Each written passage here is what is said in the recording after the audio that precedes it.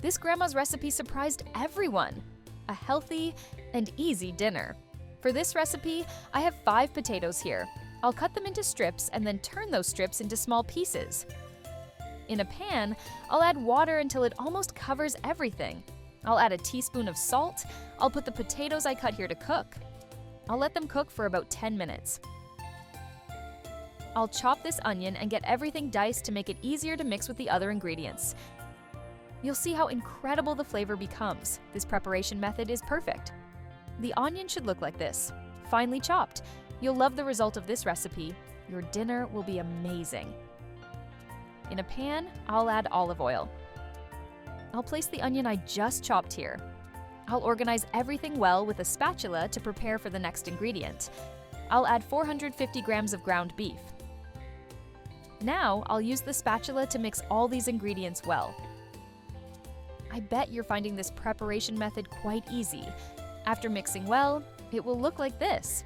In a bowl, I'll add the potatoes I cooked earlier. I'll add a tablespoon of butter. Parsley to taste. I'll use this utensil to mash all the potatoes, which will also mix well with the parsley.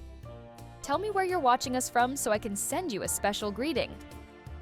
Today's greeting goes to Richard Green from Chicago. I'm so happy you're enjoying our recipes. Back to the ground beef, I'll mix it until I notice the color changes to this. This point is perfect, but we're not done yet. I'll add a teaspoon of salt, half a teaspoon of black pepper, a teaspoon of garlic powder, and a teaspoon of paprika. I'll keep mixing with the spatula. This recipe has a few steps where we need to mix the ingredients well. I'll add a cup of tomato sauce. I'll mix again with the spatula.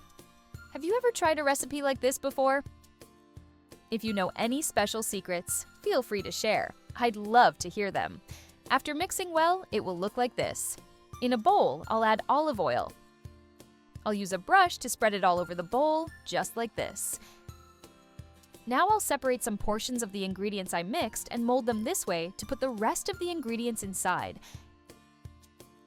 You can do the same at home. Now I'll add chopped mozzarella to taste on all the pieces.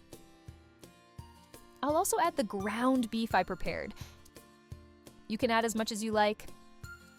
Finally, I'll top it with more chopped mozzarella. I love making recipes with mozzarella, so I'll add plenty. I'll bake it at 350 degrees Fahrenheit for 10 minutes until the cheese melts. After the time has passed, it's ready. Now just serve it on a plate and enjoy this delicious dish. Don't forget to call the whole family to try it too.